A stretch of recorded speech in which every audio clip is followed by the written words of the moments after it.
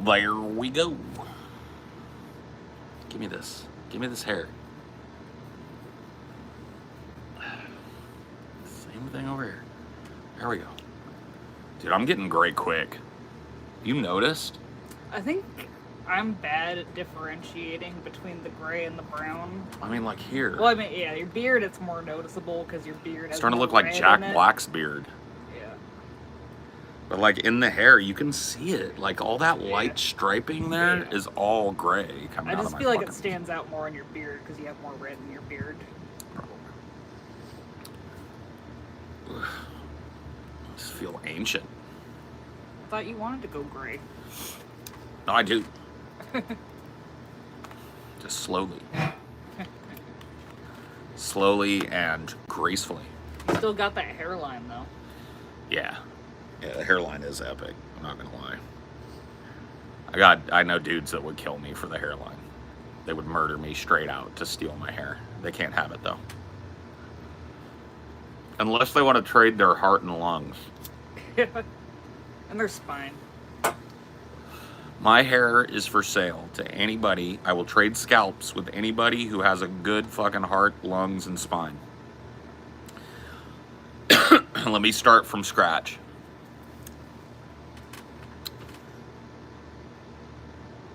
Dude, I found out the other day about even weirder hair transplants. Like what? Apparently some people transplant their pubes to their eyelashes. Pubes to the eyelashes? Yeah. Why? Like if they're losing their eyelashes, they can take a pube and transplant it into the eyelid. Wouldn't it be all like curly, Well, like they a have pig's to tail? trim it because Oh my god, dude. Pube eyes? Pube eyes? No. No. That's terrible.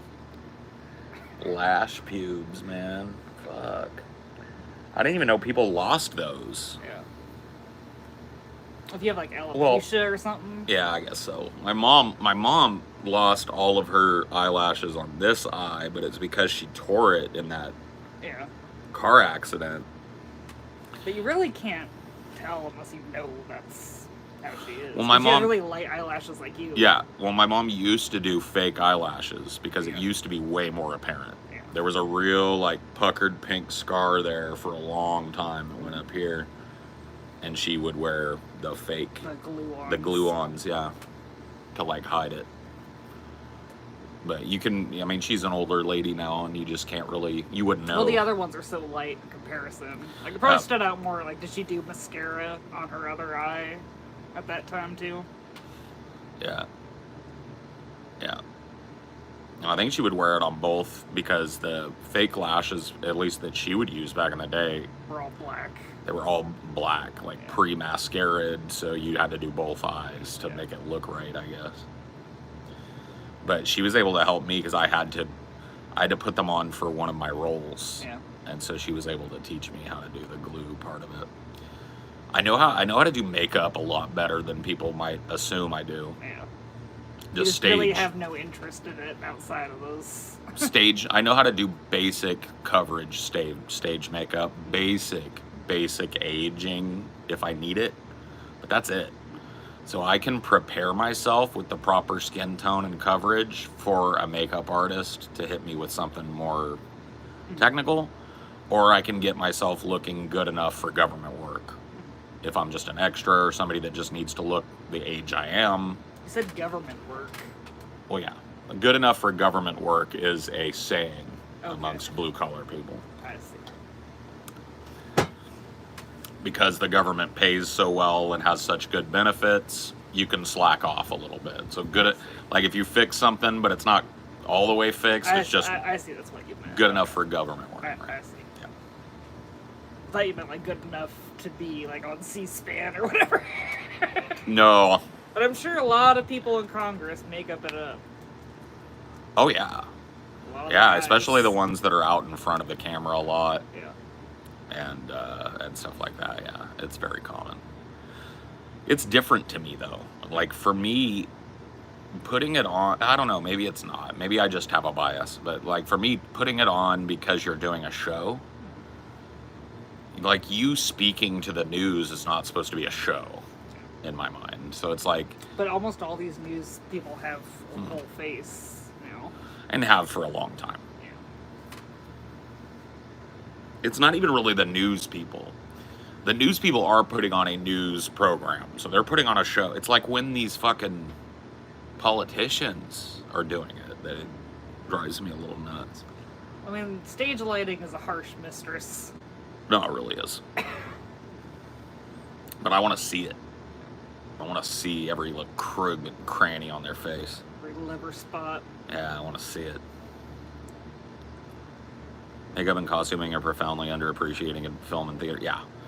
And we had a costume lady in high school, and she was just fantastic. She would just go and get these big dono bundles from, like, crap that wasn't selling at Goodwill and stuff like that, stuff that had been donated. She'd get these bundles of things, and she would make things out of them. She'd make dresses, and she was really good. Super underappreciated. So is everything. Every technical aspect of stage work is underrated. Lighting, sound, set design, you know, mechanical, technical in the back, moving something on stage, those sorts of things, puppetry. People just don't know.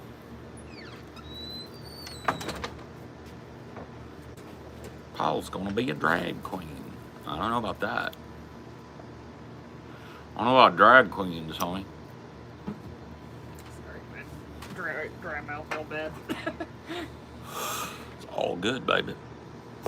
Turn on the fucking real chat. There we go. Paul is cooler than you. Yeah, I am. It's true. I won't lie. I'm pretty cool.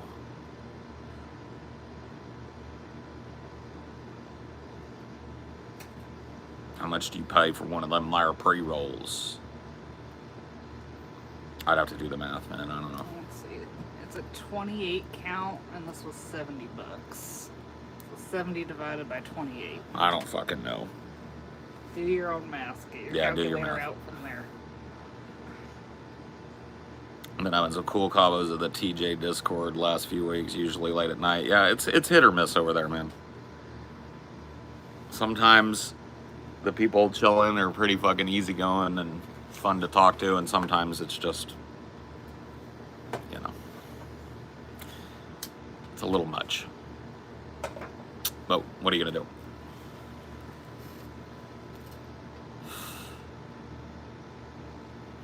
Tim, thoughts on Tim Waltz as DP?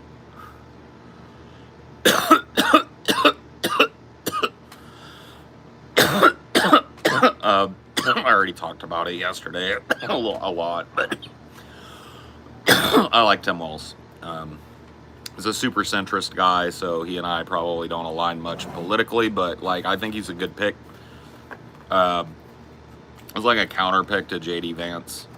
How do you feel about him, like, being a former union member? I like it. Yeah. And he's pretty based on unions and is in Minnesota as well.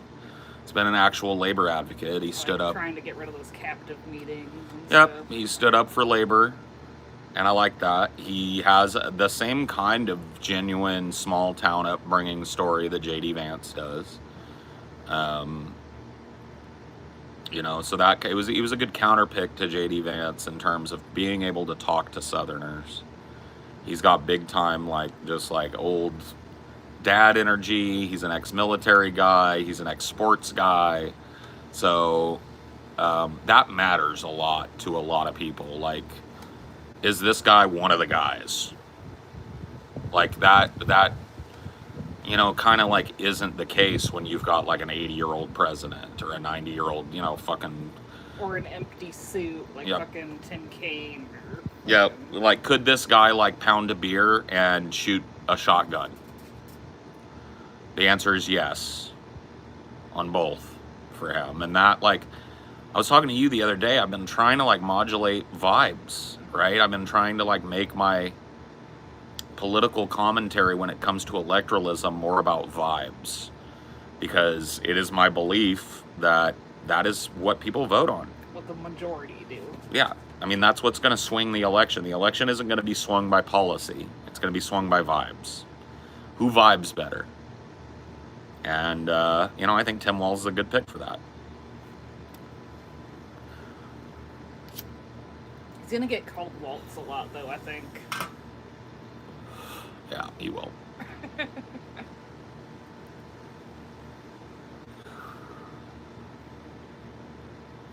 Is it really just, like, economics that you think he's centrist on?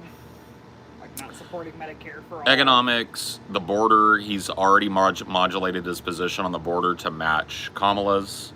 So he was more outspoken on the border policy, but now that he's joined, he says that he plans to back Kamala's plans at the border, which are basically Trump's plans at the border. So not very based on that. Foreign policy-wise, not super based. Kind of riding the fence on the Israel-Palestine Well, thing. he's pretty much been explicit as governor that he affirms his support for Israel and thinks that the United States ought to keep supplying Israel. Yeah, but he's like, I think they ought to do a ceasefire. I mean, that's what Biden has been saying for 6 or 8 months. Yeah. Basically. So we're not going to get anyone No. other than Jill Stein. So I'm not like doing cartwheels like, oh my God, some people are freaking out over this dude. Yeah. Like, I think somebody told me that Kyle said Tim Walz was to the left of Bernie. And I was like, But he doesn't support Medicare for all. it doesn't support Medicare for all, is a border Nazi, and is a military interventionalist abroad. But somehow he's to the left of Bernie Sanders. Maybe on economics? I don't know. Maybe on guns or labor? I don't know. Trans people?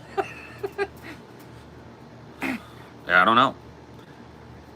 But, you know, Tim Walz is like, he's what I would describe as an actual centrist in the current thing. Not a right wing or masquerading as a centrist like a lot of Democratic centrists are. He's like a genuine centrist. It's like pro big business. He's like an old school Democrat almost. Like a Clinton Democrat. Pro big business, pro immigration reform, like in terms of like beefing up the border, pro international interventionalism. I think immigration is a tricky topic to pull on because it's hard to tell what people mean when they talk about immigration reform. Yeah. It's one of those things that can give you a peek into like migrant communities and people who are Hispanic and people who are like Indian or Korean or whatever, like transplants here. Like, how will these people vote? People that came from other places and came here. You can kind of dip your toe into their thought process by looking at immigration, but other than that, it's almost worthless. It's like, to me, the one thing that is a good metric is the economy, and that's why I'm not doing backflips for Kamala. Because at the end of the day, as much as people are gassed up now, if the economy is still in the toilet 2 months from now, Kamala's not going to be doing well. Period. There was Like just the a stock giant... market, yeah, was freaking the fuck out. Yep, there was just a giant correction in the stock market. It's like all of that shit comes home to roost, and Kamala has the dubious distinction of being Biden's heir apparent. She's also his vice, so it's like she can't really make the argument that another Democratic person might be able to make. Another Democratic nominee would be like, look, I didn't have power the last 4 years. I didn't like what was going on either. Let me fix it. She can't do that. She was his vice. She co-signed all his worst shit. So she's stuck to his fucking shit. Yeah, I don't know. Yeah, the stock market is weird. It's almost like it creates its own things. Like they freak out over X number, and that means X number is bad because the stock market always freaks out about it. The stock market always freaks out about it because it freaked out about it in the past. I mean, it's all like that. The stock market is another thing that is like, if you really wanted to understand it, it's better to look at it, unless you're going to study it, it's better to look at it as vibes. Yeah. That's what you're betting on. Because they all come up with some number that means something, and they all follow. Some news came out yesterday after closing about some fucking company tax fraud or something. Yeah. You know, it's going to be on sale tomorrow. basically. It's going to hit the basement at 10 a.m. and you're going to buy your ass off because it's going to bounce back. You know, it's vibes. It's like, how is the country feeling about this company right now? Oh, everybody's excited about what they could do. Yeah. Buy. And yeah, like the analyst ratings, you can't count on that shit. It'll be like, oh, buy because it went down, but it's like, but it's gonna go down more. Right. You end up losing. Has been saying buy for the past couple of weeks, even though it's gone further. It's bottoming. Yeah. I mean, so it's like it's a guess. It's a guessing game. There's nothing solid about it. You can't predict the future. I don't know. It's just a joke. What is that animal working at? Because this puppy out here. Well, you can just stay in there and bork. Yeah, just bork your little head off in there. Quiet. No bork.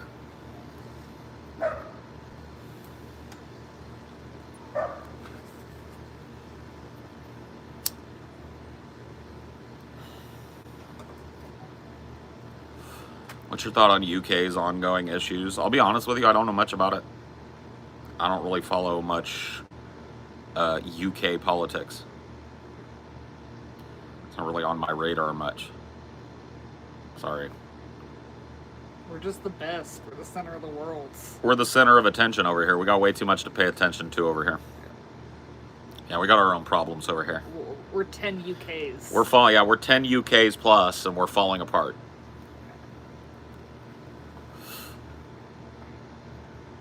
Like, maybe one day everything will level out over here and I can start fucking caring about what's going on over there. But as long as workers are being exploited here, this is where my fucking focus is at. Okay, we're 5 UKs, not 10, but still. Still, whatever. We're 10 UKs in terms of our fucking military, I'll tell you that much.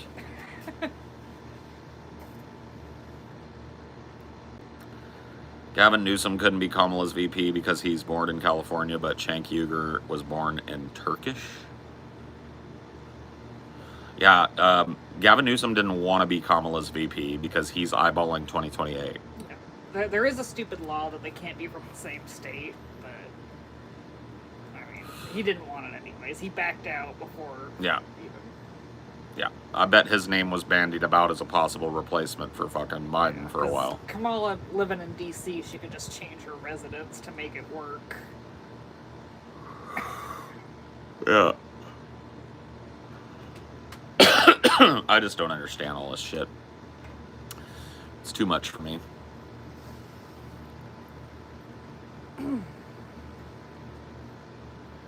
But I'm trying to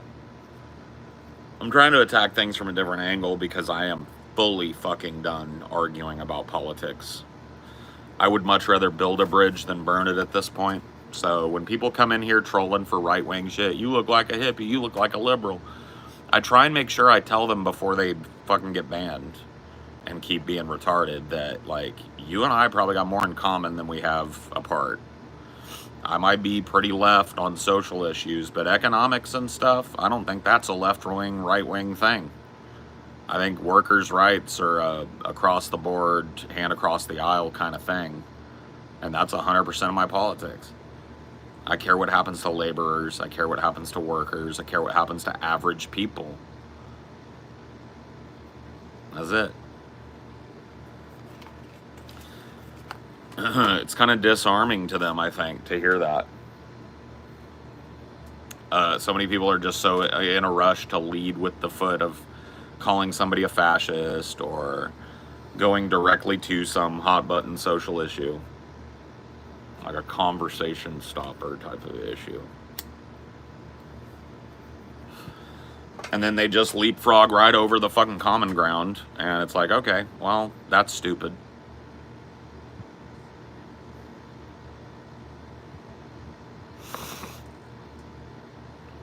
No, I mean, it's not even an arc. I'm not saying I'm done. I'm just saying I'm done for this electoral cycle arguing in the same ways that I have. You feel like all the policies already been laid out. Whatever we're gonna get, it's been laid out. Everybody knows where I stand on it. And if they don't, they're not gonna get it from me repeating it for the next 2 months. Everybody's too frothing. So I'm just gonna tell you what I think.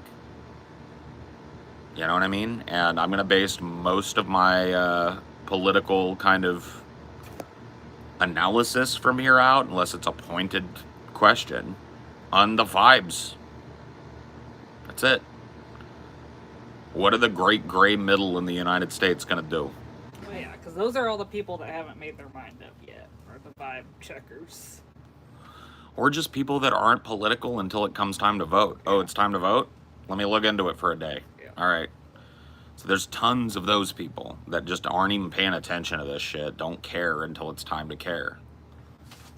So, you know, what are they doing?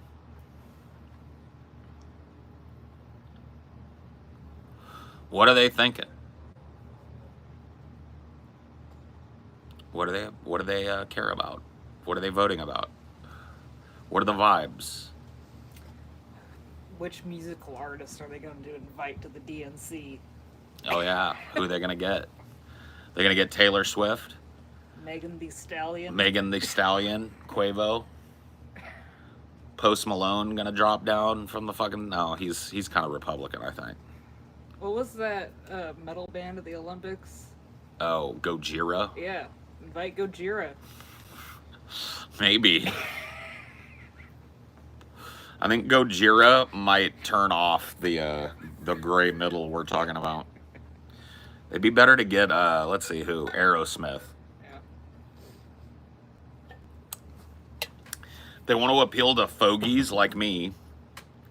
They need to get like Aerosmith or like a 90s. Well, Aerosmith is technically a 90s band. They're a 70s, 80s, and 90s band. They were huge in all three decades. People don't know that about Aerosmith. Aerosmith was giant in the 70s, giant in the 80s, and giant in the 90s. They had platinum albums in every fucking decade. It's like, wow. One of the most prolific bands. Get those motherfuckers on there. That's the boomer band. You're talking about wrestler should they get? Should they get Dwayne "The Rock" Johnson? No, I don't think The Rock would do good. I think they just get Jesse the Body Ventura to come out and do his fucking shtick. Yeah. Because he's definitely on the left. So get Jesse to come out and counter the Hogan shit. Jesse's been doing it longer than Hulk Hogan anyway. Jesse was an announcer before Hulk Hogan was even a fucking wrestler, so he could do it. Jesse the Body. And then like a modern act, if they want to do. Oh, I'm hoping that they get both major union leaders that have UAW expressed Teamsters, expressed interest. Yeah, Sean Fain and Sean O'Brien would be nice to see there. But as far as like a modern person, if they could get Taylor Swift, that would fire up the kids. Taylor Swift, Megan Thee Stallion or something like that would be good. Quavo, like these are all good, like middle of the road, super popular hip hop acts that would be well received probably as guests over there. But they really need to lean into my generation, because it's my generation that they're looking at now. They're the voters now, 40s and up. And the RNC did a really good job of appealing to nostalgia vibes. You know what I mean? The nostalgic vibes were very good. You know, having the union leader there was a strong move. Having Hulk Hogan come out, rip his shirt off was a strong move. People wanted to make fun of it, you know, but, you know, the vibes were correct for, you know, appealing to somebody born in the 80s. Kid Rock. Whatever. I mean, Kid Rock is well liked by the base. He came out, he fired him up. You know, there are nostalgia vibes for Kid Rock from my generation. Not everybody's into his politics, but, you know, him getting out there and fucking doing his thing, not the worst choice ever. And then Donald Trump, I think, made some very, very clear nods to poor people. Like, even if he has no plans on doing it, the whole no taxes on tips thing was, like, brilliant to me. It's like there are tons of marginalized people that are working these jobs where they heavily, heavily rely on tipping, and they're getting fucking butt raped by the tips. The taxes on those tips. And so, yeah, I mean, like, even if it's just lip service, that's him speaking to a huge swathe of people. I don't know.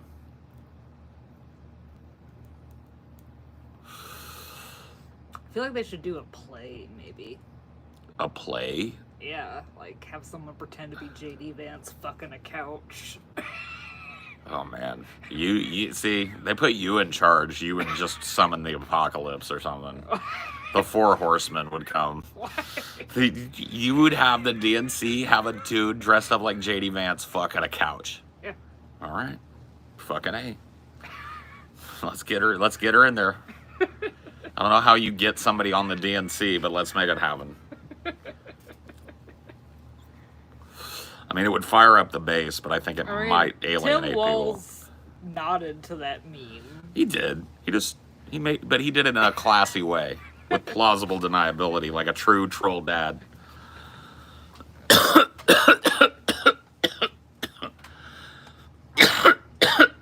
Kid Rock doesn't need the government taking care of him.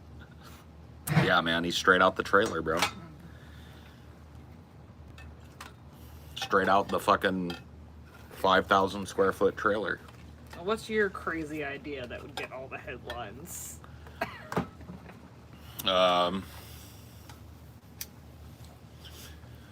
All the headlines, like globally. I mean, I can't even say that, but, well, I guess maybe not. Kamala Harris comes out to give her speech. A flaming pit opens up beneath her and she falls screaming into it and it closes up. Everybody's like, what the fuck? Then a puff of smoke. And when it clears, Bernie is standing there. I'm like, just kidding. It's time to beat this orange piece of shit once and for all. And then a bird lands on his thing and he's like, over. Jover.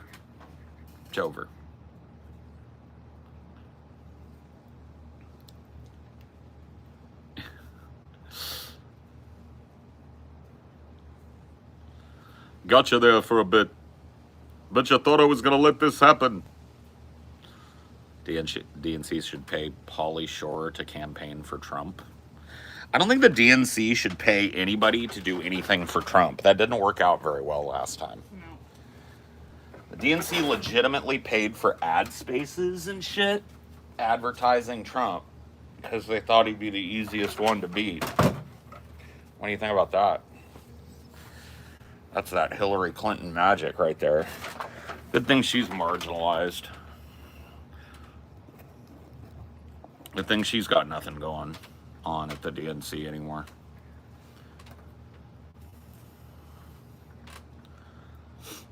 Jared from Subway, yeah. That'd be a really good one to have. Yeah, get him out there. And whip out his $5 footlong.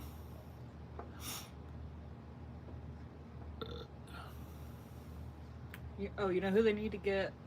Macaulay Culkin. What would he do? Like, just as a speaker at the Macaulay? DNC. You like Macaulay? Well, they would hit the nostalgia button. Mm-hmm. That is true. He could talk about Trump being in a movie with him when he was a kid. True. Also true. Yeah, I don't know. I think Macaulay Culkin would be a good pick. My call is that the DNC is going to be a snooze. Yeah. It's going to be boring. The DNC they just don't know how to party, man. They don't. It's so sad that we've allowed, like... You didn't see the twerking with the Kamala thing? I did. That was fucking... I don't know, man. That made me cringe a little bit. The twerking made me cringe a little bit because I don't think Kamala has anything to do with that type of music, and I don't think she likes it.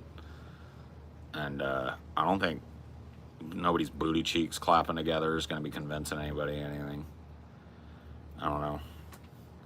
I don't mind it. I mean, I'm not going to say no to a big fat ass, but... It just doesn't.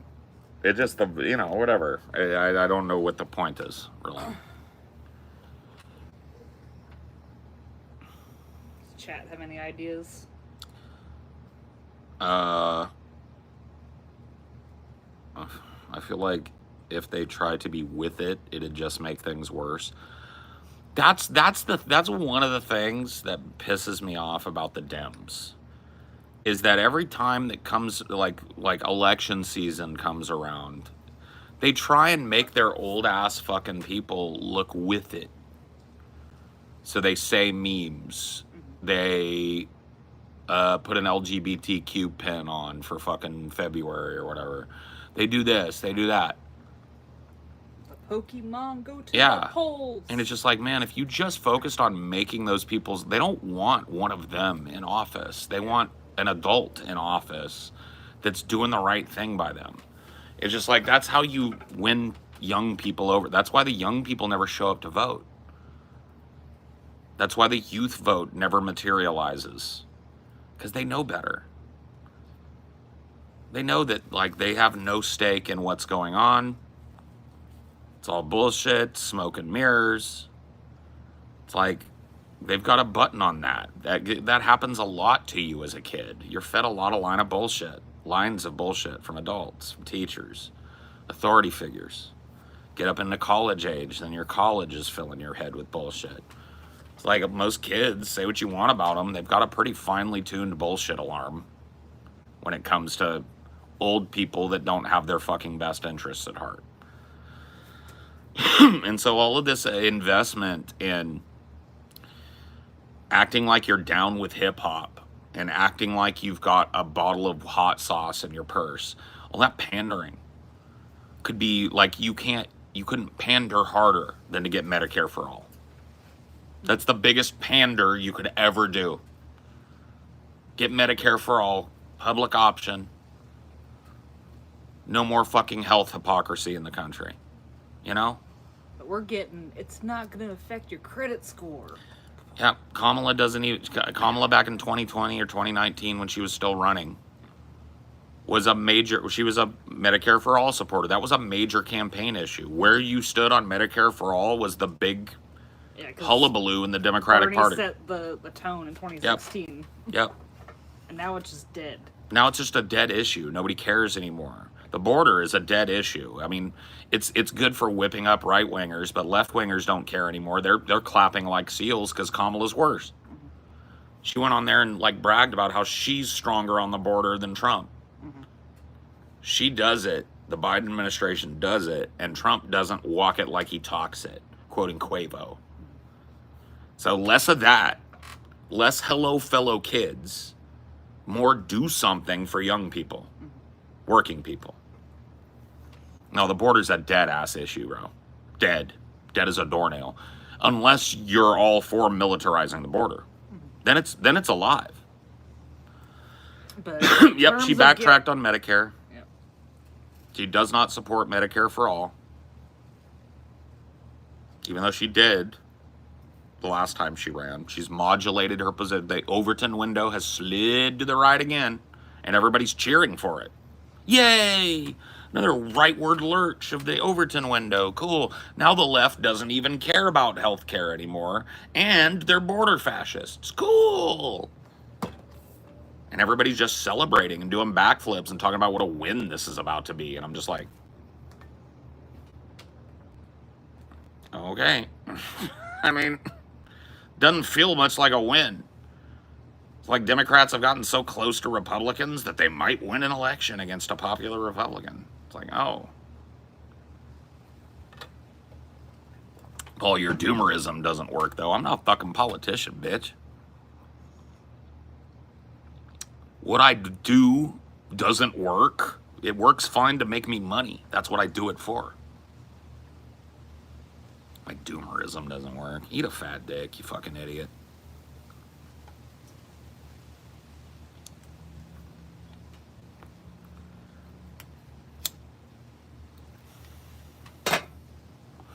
You clapping like a fucking, like a performing seal for a right-wing demagogue, though. That's good. I'm smarter than you, I guess. I hit a nerve. Oh my God. The most online shit ever. Yeah, you hit a nerve, bud. You hit the, this guy's too retarded to talk in my chat nerve. You know what happens when that nerve gets hit? The midnight ghoul shows up and eats your soul.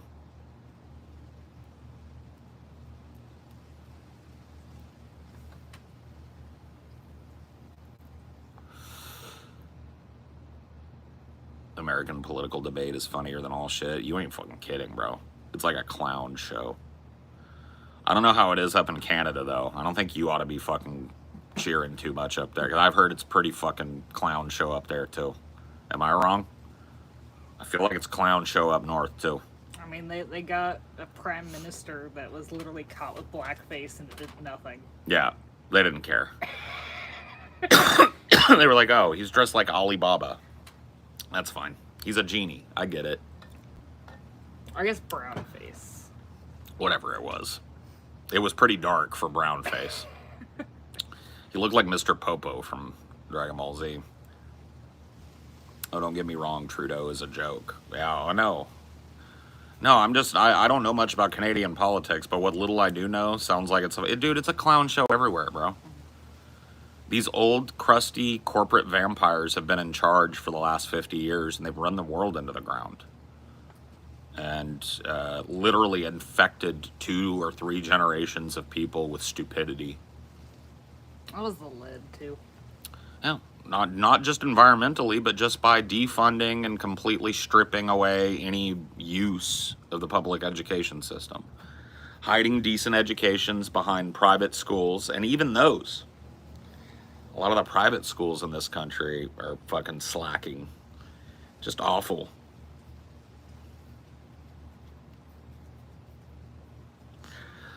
No, the Nordic countries show that they're fucking insane every once in a while, too. I hate how, like, lefties will point at the Nordic countries and go, like, see, there's your utopia. It's like, yeah. The Nordic countries still haven't figured out how they really feel about brown people yet.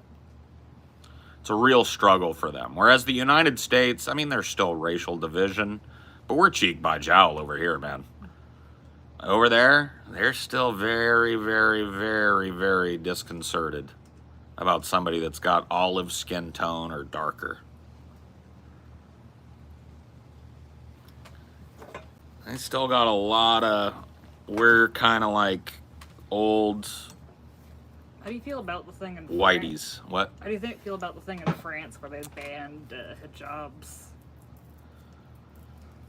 Yeah, I mean, this is like one of those cultural things that, like, I don't think I'm equipped to speak on. Here's what I understand about it.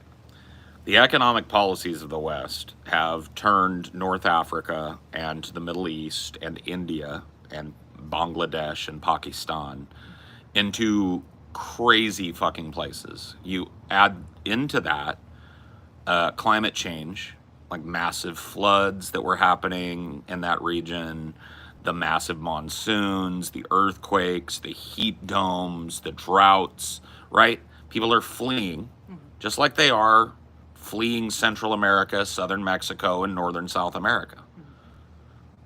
Coming to a place that isn't hit as hard and impacted as deeply by the climate change. Those people are fleeing north, a lot of them, into Europe, looking for opportunity and looking to escape things. They are bringing with them their culture, as any group of people does. They don't throw off the hijab and get a bikini and land on fucking the beach at Nice and start stripping and shit. They're not Westerners. They're from North Africa. They're from the Middle East. They're from India. These are more conservative areas of the world and more religious as well. And so those people are bringing with them their culture. When they move, they tend to seek out areas that have people that are like them. And these areas become saturated with people who can barely speak English in a lot of cases. And people who culturally don't agree with a lot of the things that Western culture permits. Well, it would be French in France. But Well, it's Western culture. yeah. France is a Western country. Yeah. So that is the source of the conflict, as I see it. You've got a very old, traditional culture that sees a lot of the people in the right wing, especially in it, see themselves as being invaded by a hostile culture, a culture that is hostile to the liberal values of Western civilization. On the other hand, I think that there are people that are overblowing that problem in order to whip up native dissent and get people angry at the immigrants when that anger should be focused at the powers that be. And that is a very, very useful tool that they do here. That is why Hispanic immigrants are constantly a political football here, because they're a scapegoat. Even amongst Hispanic people, like people that whose families have been here, Americans for 3 generations or whatever, they hate migrants. They've bought, not all of them, but a lot of them have bought into this idea that these are just leeches. They give us a bad name. Especially like Cuban immigrants are very Republican because they're like, well, we did it the right way. A lot of Mexican immigrants are too. Yeah. Once again, we're talking about different cultures. Yeah. Now, there's a more similarity between Hispanic culture, traditional Mexican, Central American, and South American culture than there is Middle Eastern, North African, although they have similar military histories back and forth. So it's not like there's complete lack of cultural bleed over between these places. But they're just too useful. And it's no gimmick that they're all brown. The people that are scapegoats are all brown people. Because this type of racial profiling is rooted in white supremacy. It's rooted in the idea that if Germany is white and clean, then it'll be safe.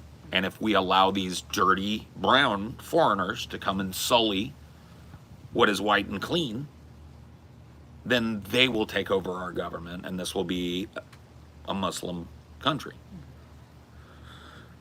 This is not helped by the fact that a lot of radical Muslims say that that's exactly the point. There's a lot of like radical Islamists that are saying like, yeah, we're spreading everywhere because we're going to take it over. So people take that, plus the fear mongering from the government and racists, and they run with it. And they run with it everywhere.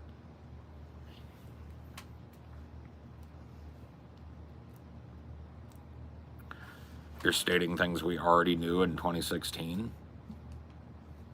Then tune out, bitch.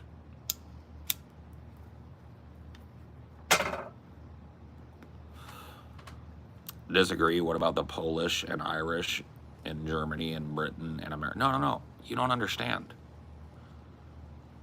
America has its own set of prejudices, right? So Polish immigrants, Irish immigrants, Scottish immigrants were treated horribly in the 1800s. Horribly.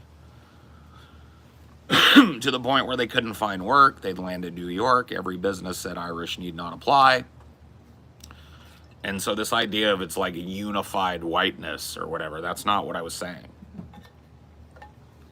Well, I think like white people have always been racist to other white people until they integrated long enough. That is true. They still are. Look at how people treat gingers. Yeah. Still to this day. They're otherized because they're thought of as different than a white person. Yeah. Should be. There's all these weird phrenologist fucking white supremacists. They're like, oh, that's the other kind of white.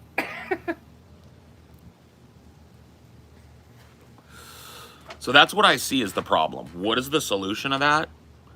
Time, right? So cultural integration happens on a long scale. That when you first come here and you're fleeing oppression or death or climate collapse or whatever you're fleeing, when you first come to a place like America or France, it's gonna be like, imagine you just like everything around you is collapsing and you decide you're gonna move to fucking Abu Dhabi, or you're gonna move to fucking Baghdad. everything around you is completely contrary to what you know, what you believe. It's fucking terrifying, right?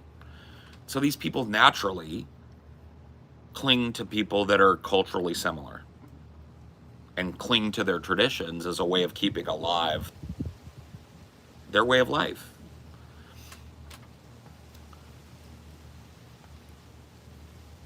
That is the way that I see it. Now, how do you solve the whole issue? I don't know. I don't even know how we solve the issue here. You know, I'm an advocate for throwing the borders wide open. I'm just saying, like, give us your tired, your poor, your hungry, your huddled masses yearning to breathe free.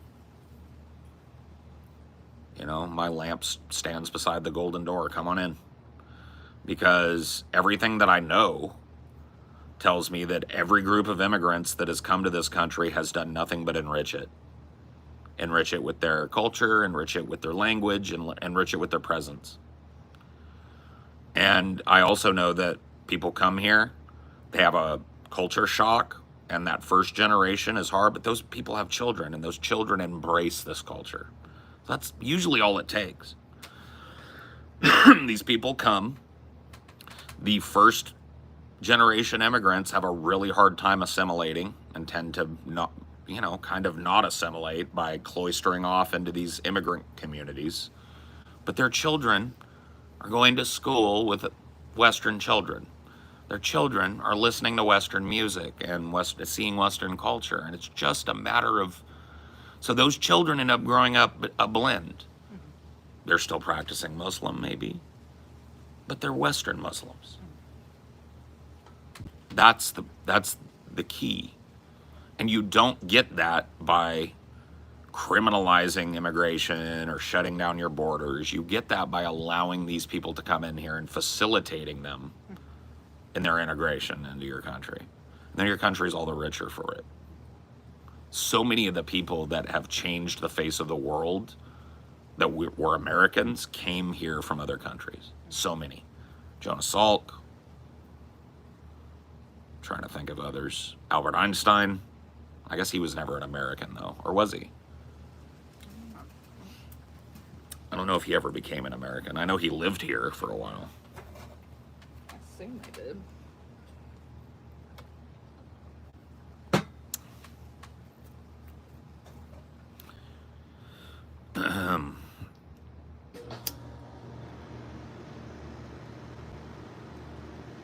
Yeah, everybody here is the son or a daughter of an immigrant if you go back far enough. Yeah, he did eventually become a citizen. Yeah. So. But he had like 8 different citizenships. He was also a Swiss citizen. Yeah, the guy who invented sriracha. Yeah, true. Look how many Canadians come down here and become Americans so they can be actors in our movies. I know. God, they're infiltrating, dude. All these Canadians come down here. Just like we have our open border and easy immigration policy for people is one of the great things about this country.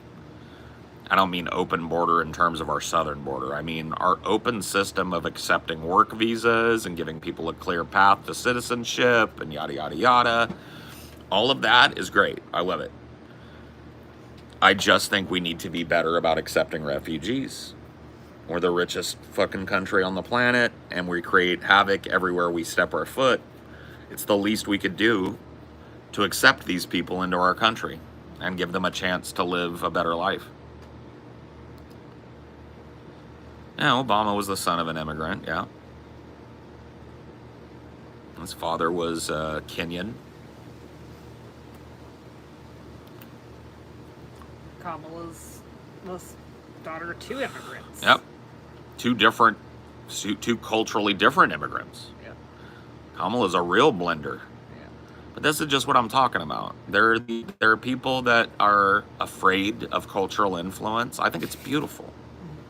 I think the interchange of human culture is a beautiful thing. And I think when you give people opportunity, the kind of like ability to co-prosper overrides a lot of people's fundamental negative feelings about other people.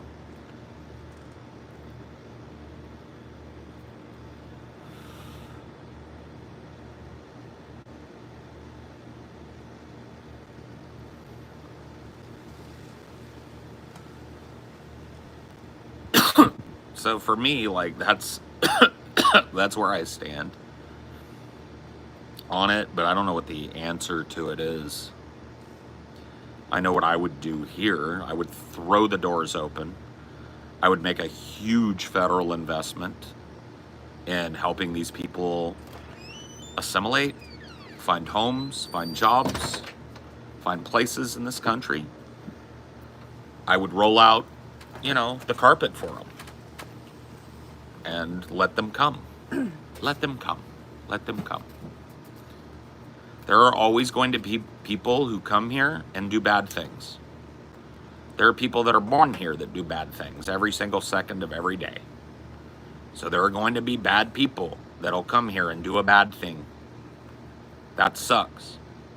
But that's what we have law enforcement for. There's nothing saying that people that come here with all the legal challenge, within all the legal channels, don't do bad things either. It's like, most people don't realize that, like, when you talk about illegal immigration, most of it happens via fucking airports, not your border. People fly here, they overstay a visa, now they're an illegal immigrant, and they're here for fucking sometimes 10, 15 years illegally. A lot of human trafficking Yep. done that way. Yep. So, this idea that, like, the Mexican border is this big fucking deal, it just doesn't hold water. It's a political football, like gay marriage, like Roe v. Wade, like war. If the guy that came before you supported the war, the guy that comes after you probably opposes it. It's ping pong.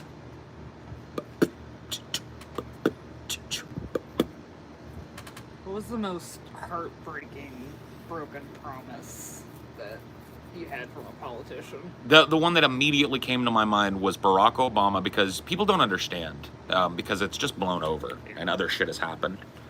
The shit that we did to people during Operation Iraqi Freedom and Operation Enduring Freedom was fucking unconscionable.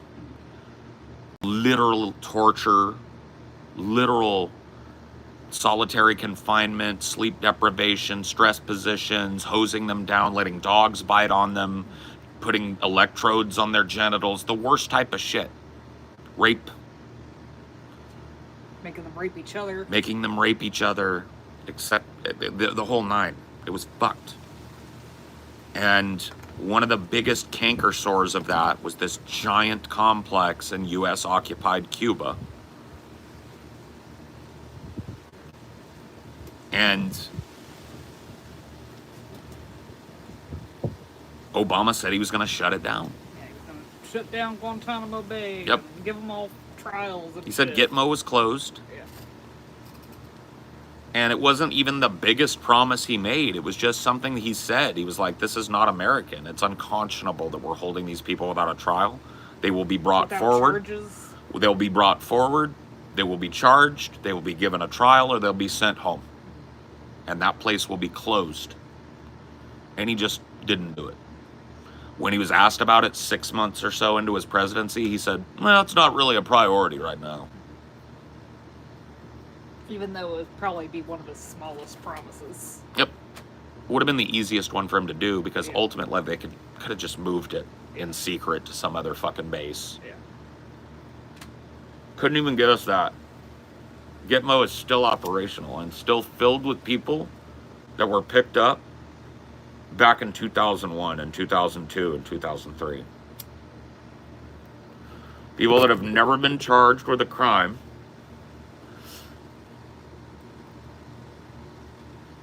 And who are daily tortured.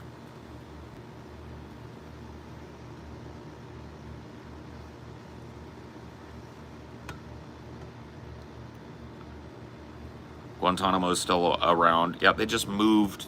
They moved a lot of them, but not all. Yep, they just moved some of the prisoners to other prisons, other off-site prisons. And then they moved what was called Camp X-Ray into the central fucking Guantanamo Bay camp, and high-value prisoners are still in there.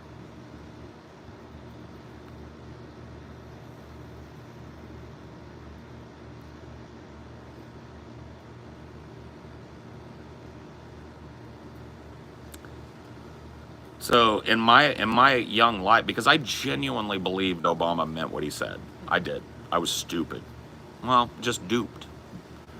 He came along and he was young, vibrant.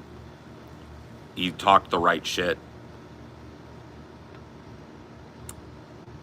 And it was really easy to believe him and to believe in him. And he just wiped his ass with all of that. Every bit of it.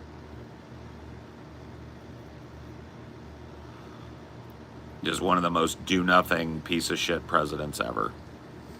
This giant gift to the insurance companies, the ACA. Yeah. Let's And that solve was it done, by and that was making done at everyone midnight. That was done in the middle of the night too, Yeah. when everybody was asleep. Yeah.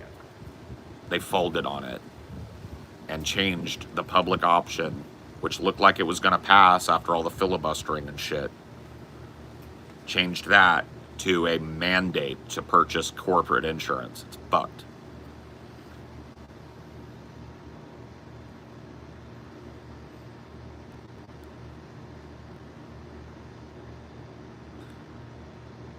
Compared to Bush and Cheney, Obama looked like Jesus. That's just your fucking perception of it, man.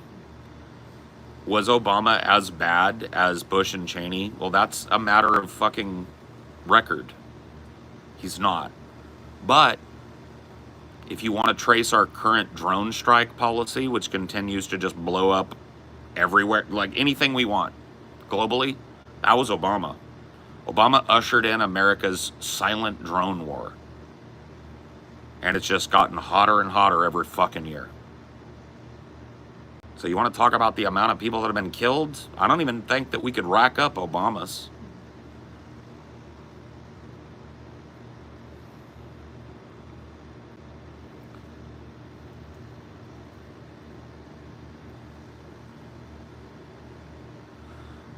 I remember Joe had on a naval SEAL who argued waterboarding is not torture. Yeah.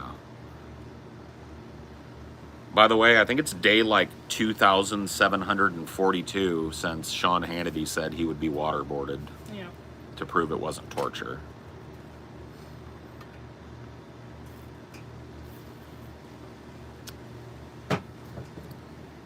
Fucking puffed up piece of shit, never stepped up. I remember Mythbusters did that, and they realized it actually is pretty fucking awful. Well, here's the And then thing. the doctor told him, you guys were kind of a little retarded to do it. There was this dude, there was this radio guy, Man Cow, Yeah. who was a shock jock, and so he was taking the position of like, fuck it, torture him, it'll make him talk, blah blah blah blah blah. They do it that way because it can't kill you and it's not that bad and yada yada. It's just like unpleasant and yada yada. And he had a Navy SEAL come on and waterboard him, and he lasted something like 8 seconds. Got up and completely changed his tune. He said it was like suffocation, dying, drowning. Your brain just goes on fire, you're screaming, water goes in your lungs, you're trying to cough, but you can't because more water's coming in. So it's fucked. So it took 8 seconds to change his life, to change his position on that forever. You can go find it too. Look up Man Cow waterboarding.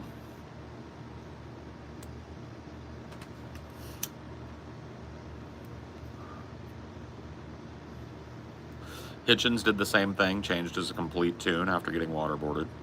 Said it was like dying, said it was awful, dreadful, all of that. And it just doesn't work. Yep. You'll just say literally anything and everything to make it stop. Yep. Your brain's not functioning because it feels like you're fucking dying. Yeah. You go into fight or flight mode. And you feel helpless, and it's like drowning. It's like literal drowning, slow drowning. There's all the water, all the air, you're still getting air into your lungs, but it's so damp. It's so filled with water droplets that your lungs start to fill up with air and you can't cough it out. Or your lungs start to fill up with water and you can't cough it out.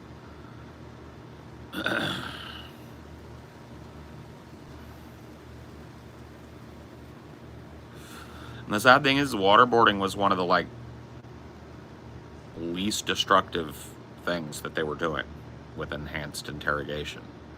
Like, far more destructive than waterboarding is sleep deprivation. Recognized as torture by the Geneva Convention. It was carried out at a lot of these so-called black sites, but Guantanamo Bay used to put giant spotlights on the dudes' rooms.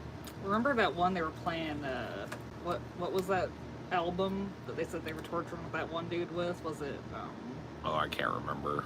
Yeah, I know what you're talking about. Red Hot Chili Peppers. Oh, yeah. It was a Red Hot Chili Peppers album.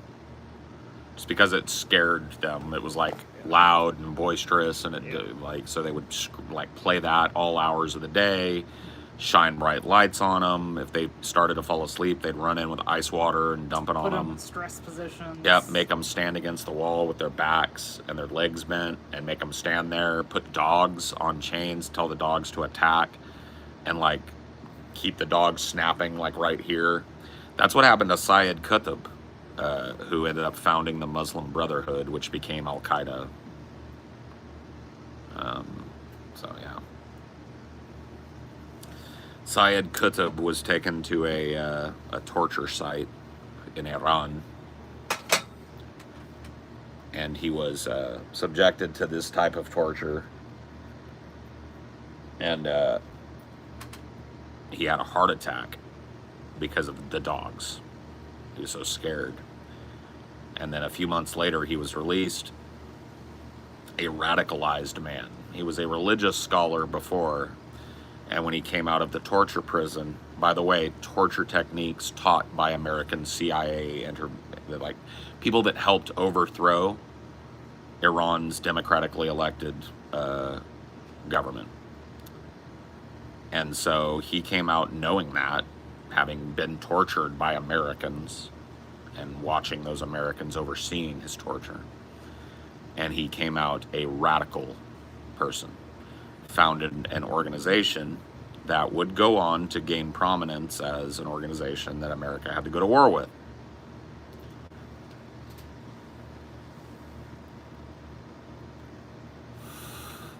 Yeah.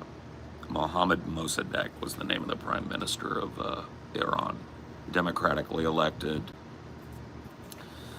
His sin was nationalizing Iranian oil fields and taking them from these Western conglomerates. He had to go. And they replaced him with a non-democratically elected royalist called the Shah, Reza, what was his name? Reza Mohammed, I believe.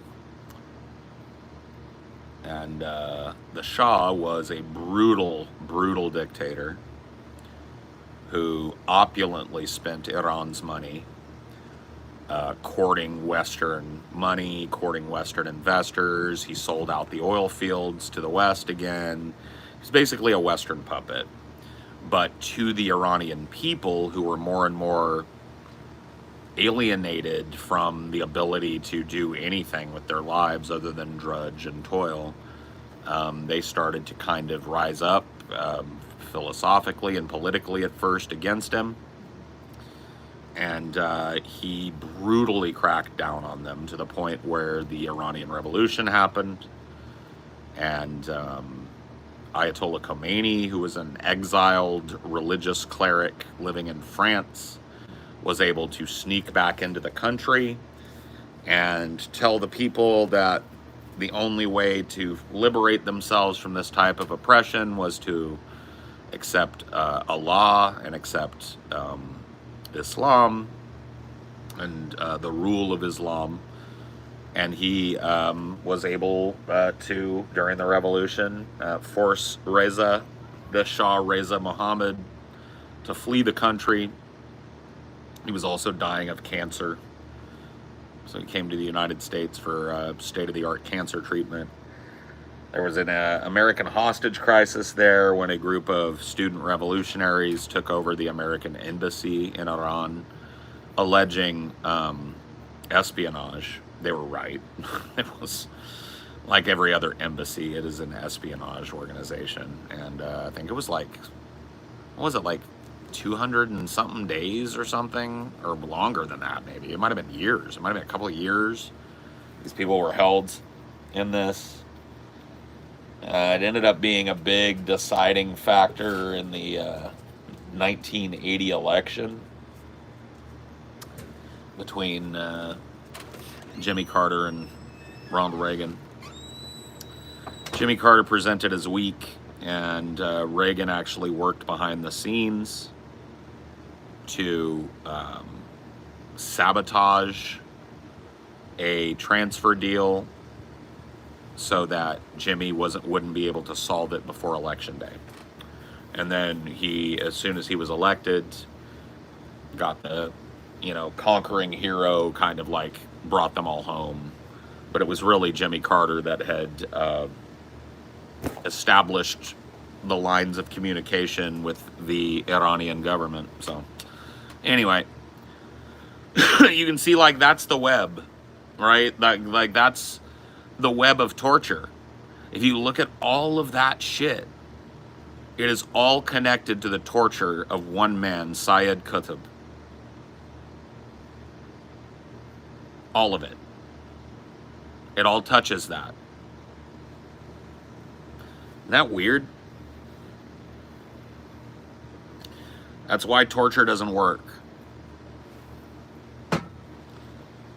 Turns people against you, it radicalizes its victims.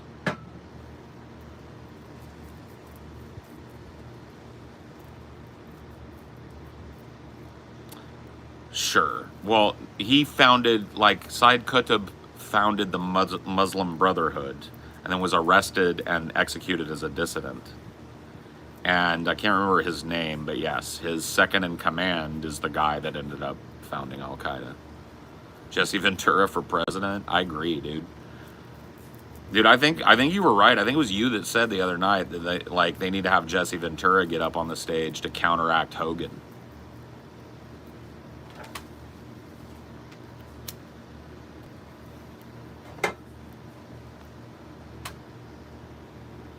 Whisper the name Ventura. My Jesse Ventura still sounds like an Indian guy. I can't do the Jesse Ventura still to this day. I was never able to get it down. There's something about it that's very Native American, but it just they just can't get it to sound like Jesse Ventura. Cry it litter on the freeway. I know, dude. I'm aware. I know.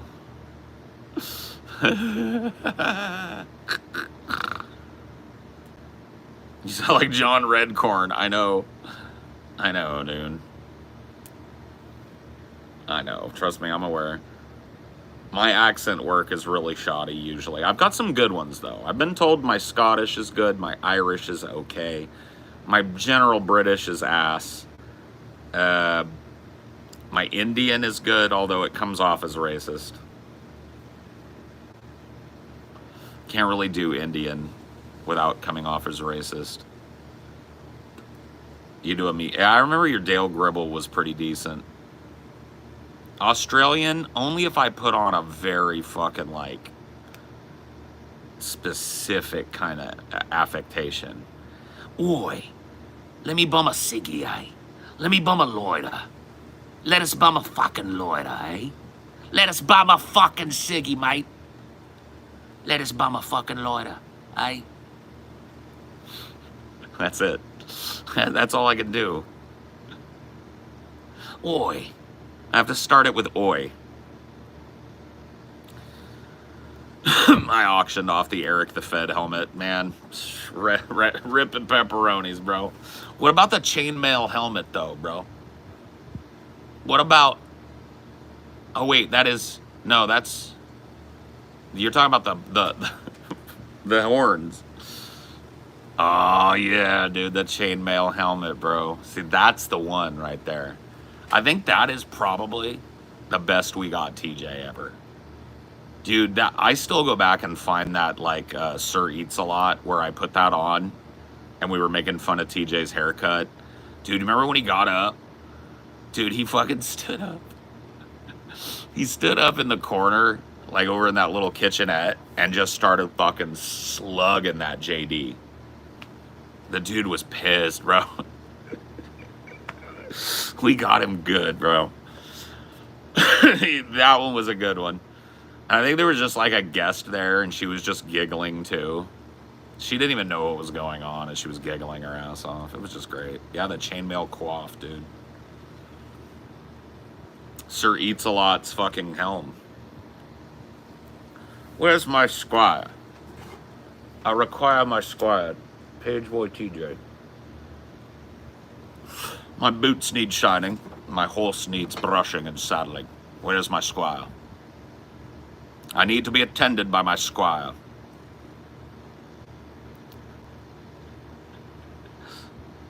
Dude, I watch that, I just look at TJ's face because he's just like,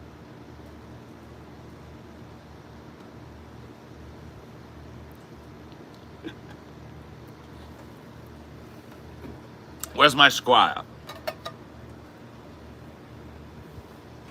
I'm in need of my squire, page boy TJ. Where's my squire?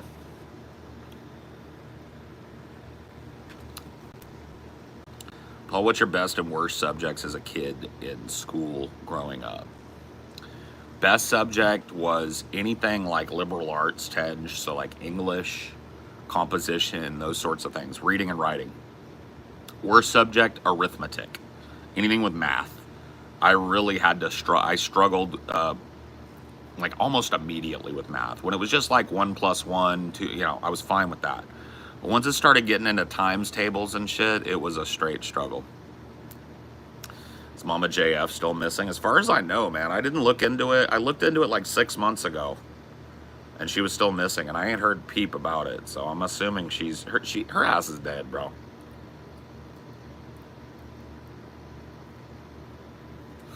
She's deader than shit.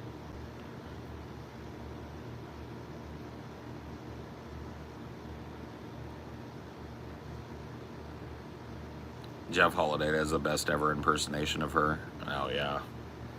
Yeah, I love how he tried to sell that woman who was clearly like, I'm just gonna use the 90s terminology, retarded, is like some kind of super spy that's living off the grid out in the Canadian wilderness somewhere. It's like that woman, I don't think you could trust that woman to go into a 7-Eleven and buy you a Twinkie and come out with it.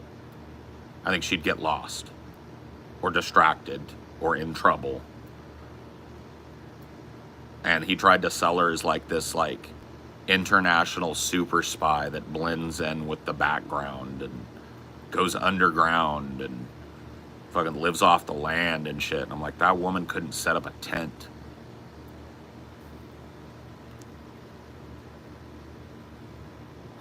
I did see that, yeah.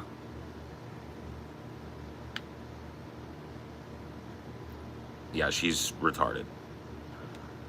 Bro, the thing with me is I've done my graduation, but I don't know how to spell words, no grammar, and can't multiply, divide. Is it concerning? And how do I help me? Reading is going to be the best way, but you may need to like practice, bro.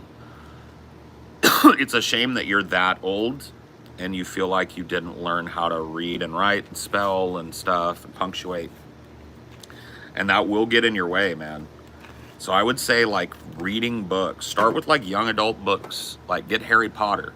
Try and get into reading, because a lot of what I learned about reading, I didn't learn in school. I learned from reading books and emulating that and seeing how that people structured sentences in books and how they use syntax in books.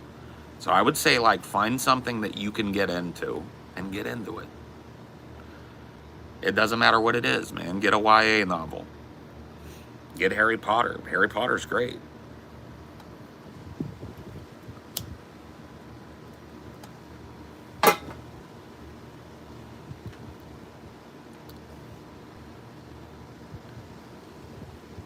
Paul, did you hear David Lynch has emphysema and is confined indoors because of COVID, or a cold could kill him? He says he'll never retire, but if he directs again, it'll be remotely.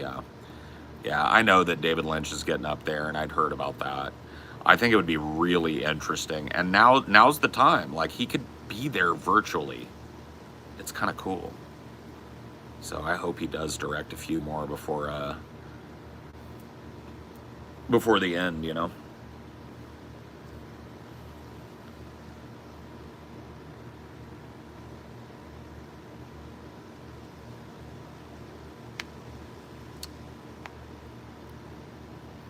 Yeah, Hatchet was a really good young adult book. If you're in the mood for something that's like big and expansive and fun and sad, Where the Red Fern Grows will break your fucking heart.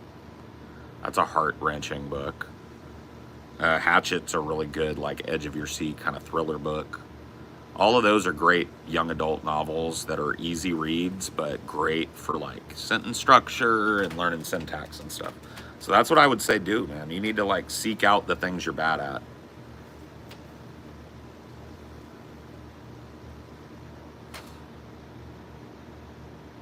Yeah, Where the Red Fern Grows. That's a tough book, but it's good. It's a really good book, but it's a very sad book. Yeah, Lord of the Flies was fun. It's kind of weird being a little fat kid reading it, but you know what? It's okay. I survived. I'm gonna go do my stretches. I'll be back in a sec, okay? Just chill the fuck out. Don't go anywhere. Don't whine about it either.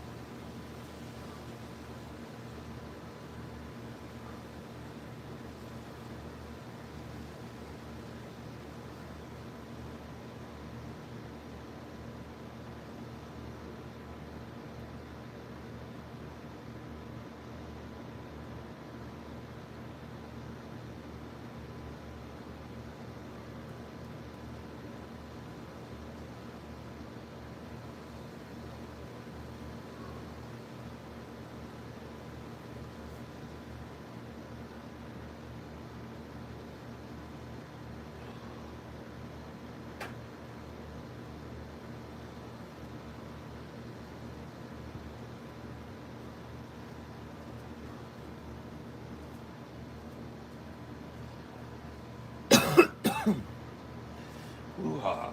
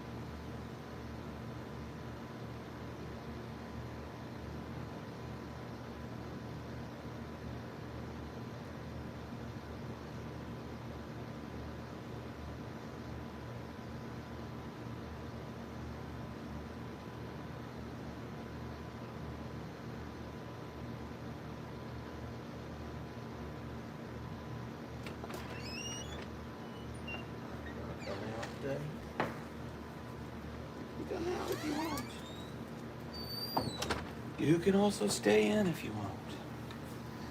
It's up to you, bud. Oh. Quack, quack.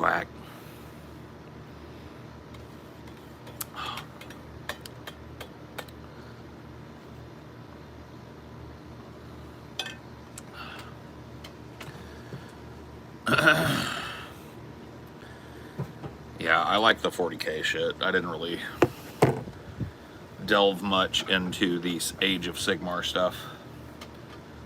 I used to watch people play the Age of Sigmar tabletop stuff, and I know how that's played, but as far as the lore, I know way more about 40K, and I know probably like 2%. Like, it's fucking... The best place to do... The best place to start is, in my opinion, is with Eisenhorn, the Eisenhorn series. Xenos is the first one. Eisenhorn is... Gregor Eisenhorn is an Imperial Inquisitor, works for the Inquisition. So it's kind of like a spy novel. And it's really good. They made a bunch of them. I read the Eisenhorn books before I ever read anything else 40K, and they were like my entry level into this. What do you look forward to in terms of technological developments? Direct brain interface stuff I think is going to be super cool. Kind of spooky, but cool. Stuff that can replace your reality by replacing the input from various parts of your brain with its own input, so that you are in a world that you're not in, kind of thing. I mean, we are on the cusp of at least the types of technology that are going to lead to that. I think that'll be really cool. Teleportation would be neat. Yeah, Vanilla Sky, yeah.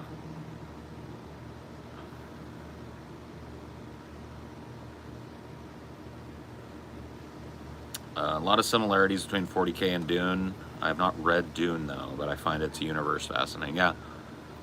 Yeah, 40K is kind of like, takes a little scoop from a lot of sci-fi properties. But I would say most egregiously Dune. 40K has its own version of the Butlerian Jihad. We're talking about the dark age of technology, as it's called in 40K, but was what was actually a golden age for humanity. But a war with the AI constructs and stuff that were prevalent at that time led to this kind of like massive shattering of the galaxy, in terms of like its connection, and human beings were kind of cut off from one another and left as their own thing for a while. And then the Emperor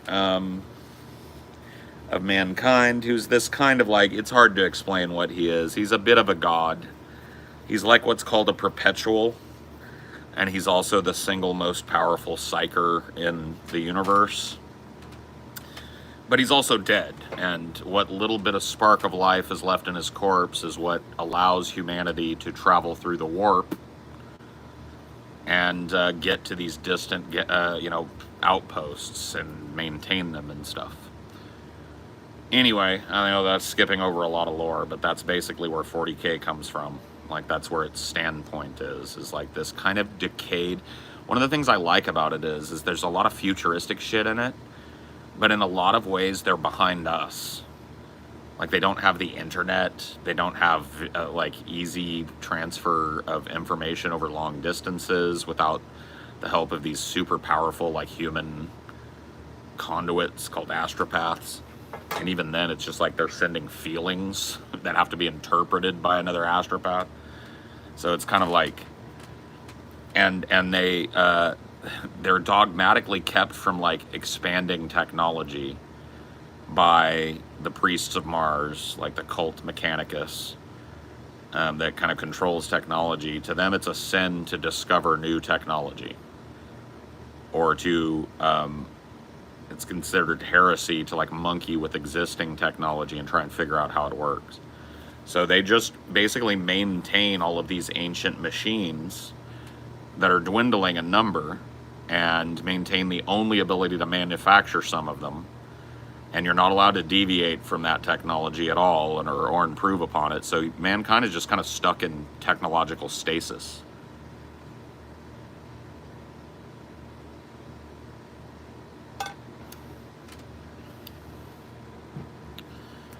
And so the empire of humanity in 40K is huge and expansive, but under constant assault from Xenos and cultists from within, people that, don't support the kind of like militarism and totalitarianism that exists in the 40K universe. I played the Rogue Trader game. Yeah, it's a really good game. I played through it. It was really good.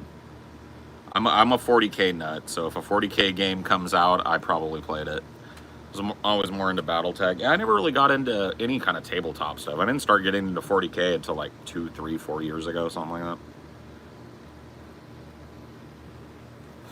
I did. I was playing an evil guy, so yeah, I exterminatus the whole planet. Weren't they on track to eradicate religious dogma until they ironically came to worship the Emperor religiously themselves? Yes. The Emperor, so there were this thing called like the Crusades, where he sent out the Astartes and the Primarchs, which were like these genetically engineered superhumans. And he sent them out to reconquer the previous human empire from the Dark Age of technology, because a lot of these planets have been cut off from one another and developed their own societies that weren't swearing fealty or providing any, material support for Terra, which is Earth. And so the Emperor sent out these groups of Astartes, these super powerful human, like superhuman, metahuman soldiers. Super hard to kill, super athletic, bred for war, super smart, like warrior poets, basically. Sent them out amongst the stars to extinguish ignorance and to bring humanity back into the fold. And so he was very against the idea of him, like when I say him, I mean the Emperor, being worshipped as a god. It was considered to be like fucking completely impossible for anybody to hold that position. He was not tolerant of these other religions on these other planets and shit. He wanted them extinguished. He wanted the governors or the kings or the, whatever despots of these planets extinguished. And he wanted them replaced. The people there given the choice to either submit themselves to the true human empire or die. And, but, so he wasn't all a good guy, but he definitely wasn't about myth and religion. And, basically, his most favored son, Horus, was corrupted from within by the powers of chaos. And within that came the idea of worshiping the Emperor as a god, and that caught on with some of the Astartes. But the corruption that kind of started within the Luna Wolves, that was the group that were under Horus, that really was the seed that began the fall. And so half of the Astartes rebelled against the human empire and went to Earth, like cut a bloody swathe across the galaxy and tried to do their best to destroy all the other loyalist Astartes, and then ended up succeeding in invading Terra itself. Horus and the Emperor got into a bloody battle. In that battle, Horus was slain, but the Emperor was also slain, basically. So, Dinor, you're gonna go inside. I want you to go lay down and be quiet. Thank you.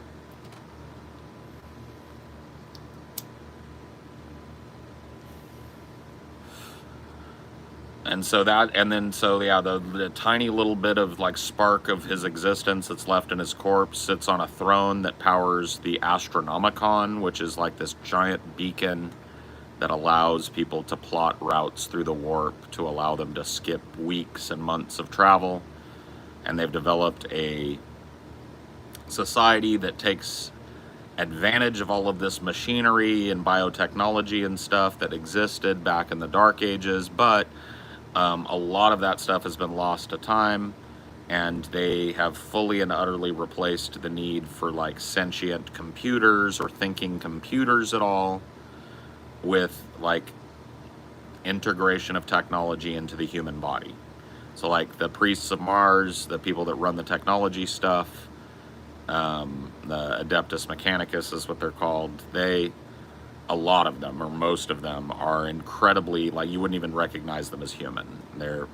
The parts of them that are still human are hidden by so much technology that, you know, a lot of them look like giant spiders or whatever the fuck. So, but all of that technology is within the limits, right, of what you're allowed to do. You can change your body.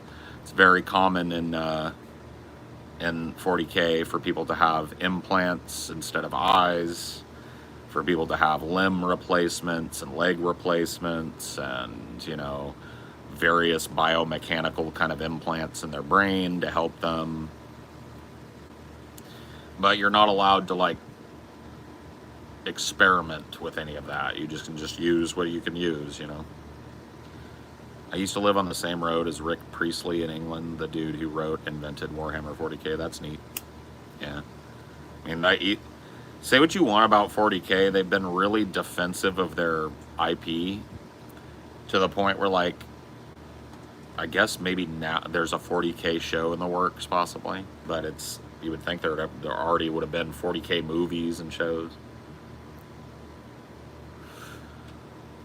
Would you rather live in the 40K universe? It depends, because it's like the 2077 universe is probably more dismal overall in terms of like your choice, but the lows are not as low. So it's like if I got to choose who I was in the 40K universe, because that matters, right? There are certain planets that are like called sanctuary worlds or garden planets, where the people that live there don't even know that like Terra is this totalitarian religious dictatorship, because their planets are meant to be like pleasure planets for aristocrats to go to. And so, you know, their worlds are very egalitarian, and you know, people don't suffer there, and they live in a paradise, and they're completely unaware that that paradise is completely supported by horrifying slave labor in like hive cities on different planets and shit. So, yeah, it's pretty crazy.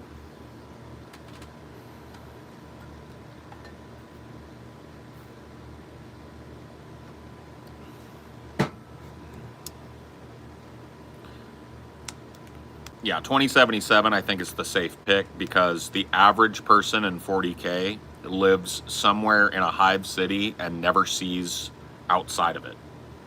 Like, literally never sees the sun.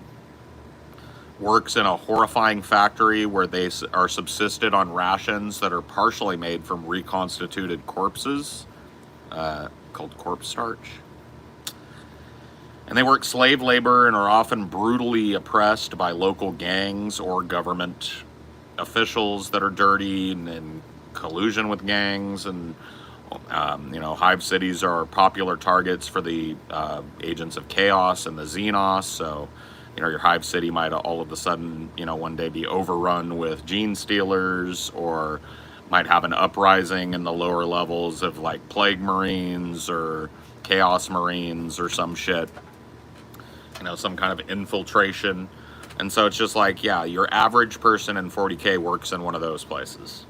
So I would pick 2077 in a heartbeat. Corpse starch, yeah, you can load up. It's kind of gross, but yeah, they just take bodies and they, you know, break them down to their component elements and reconstitute the nutrients out of them and purify it and can it, and that's what you eat. Soylent Green, yeah. Corpse starch was people the whole time. Dun dun dun. Do you ever play BioShock and BioShock Infinite? If so, what are your thoughts? Yeah, I liked BioShock a lot. BioShock Infinite less, but they're still pretty good. You know, like I liked Infinite alright, but the first BioShock, well, 1 and 2, I thought were pretty good. Pretty good games. One is the best one. That opening sequence and just like the whole kind of like, you know, it was like one of those games that like challenged your thinking and introduced a lot of philosophy to people. Got people talking about like extreme libertarianism and, you know, communism and capitalism being at odds and all of those sorts of things. And just a really well designed. I loved, you know, Rapture as a setting. You know, this just kind of like decayed wonderland under the waves kind of thing. It was cool. I liked it. At least in 2077, you probably have some fun on the weekend. Yeah, I mean, hey, if I could get in a gang and hustle up some fucking implants and stuff, I could be a badass in that universe, you know? And 40K, I mean, be lucky if I died quick. End up in the corpse starch vat, you know? Yeah, I don't think you choose 40K. Now, if you could choose who you are in that world or what your position is in that world, that's different. You know, to a certain extent. I mean, you can't make yourself king of the, you can't be like the emperor, but you could be like an aristocrat. You could be maybe like one of the minor lords of Terra. You could be, you know, a Magos for the Adeptus Mechanicus of Mars. Could be like an explorator, part of the Adeptus Explorator fleet, going to the edges of the galaxy and trying to rediscover archaeotech. You could be, you know, maybe an Inquisitor. That'd be one of the more powerful ones, honestly. Inquisitors are basically given ultimate latitude to a certain extent. There's an oversight, but I mean, like when it comes to other authorities, they're given ultimate latitude pretty much in the universe to go where they want. They're completely funded. They can assemble their own team of exceptional individuals and use those people as they see fit.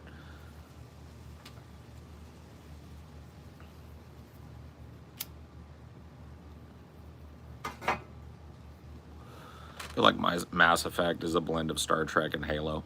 Well, that's the thing, is once you start getting into sci-fi, you start to see that sci-fi is just endlessly reiterating upon itself. Like to call sci-fi inspired by X is typically just redundant. There are certain works of sci-fi that kind of defy categorization or that stand alone as kind of like entirely unique visions. But if you're really into sci-fi and you've read a lot of sci-fi, you'll see that connective tissue. You know what I mean?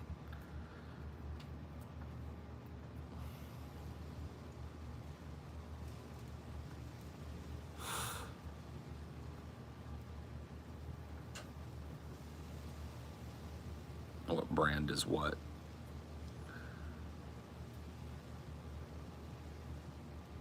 Oh, get him out. Get Cody the Schmody out. He's too stupid to talk to me.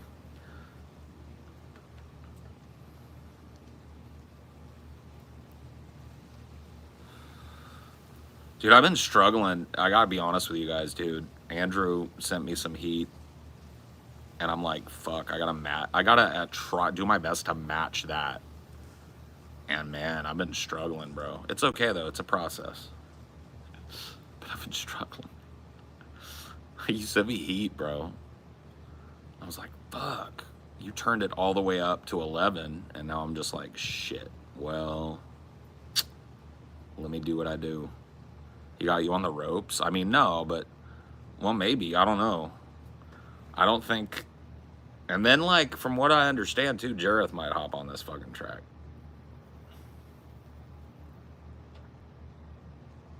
Just have fun with it. Yeah, that's what I'm doing, man. I'm having fun with it. It's coming along. But that, you know, your bars upped my whole fucking ante on the thing. I had to throw out some lyrics. I was like, that's Garbo. Garbo. Andrew just stepped it up, so I gotta step it up.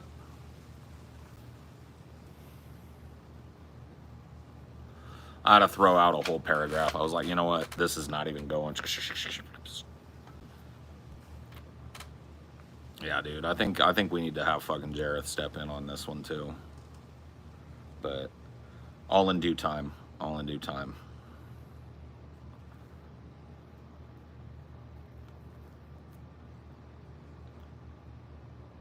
Dude, I want to see if Billy will hop on a fucking track.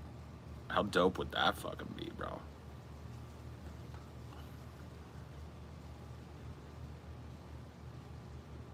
Let's not get ahead of ourselves, but a little Philly the Bridge on the mic.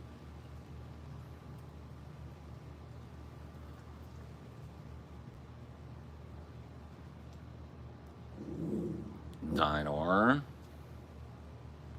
No woof. No boof. No bark. No. No. Resist the impulse, boyo.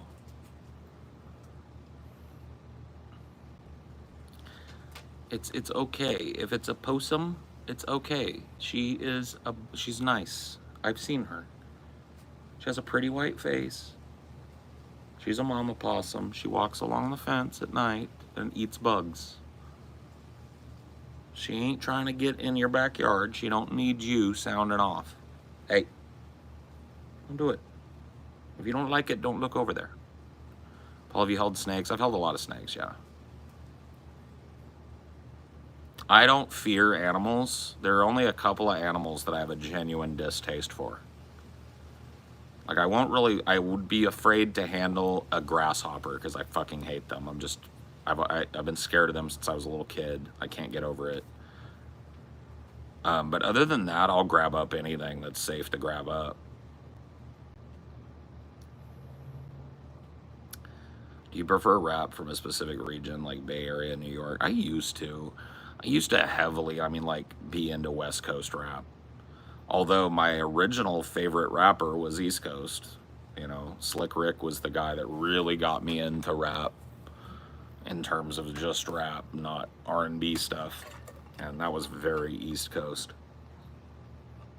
But, I was, right at the perfect age when The Chronic came out. So that kind of like West Coast G-Funk, kind of Warren G, Dr. Dre shit, Mr. Grimm.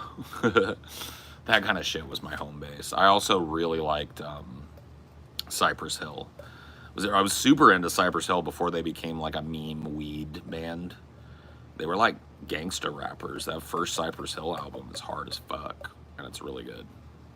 And Cypress Hill was huge in my area because it was, probably a good solid 75% Hispanic. So having like Hispanic gangsta rap was pretty cool. Dinor, if you don't like it, don't look at it.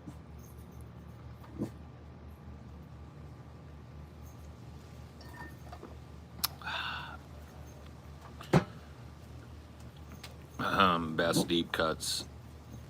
Okay, I'm not gonna read all that, buddy. I don't know why you typed out all that shit.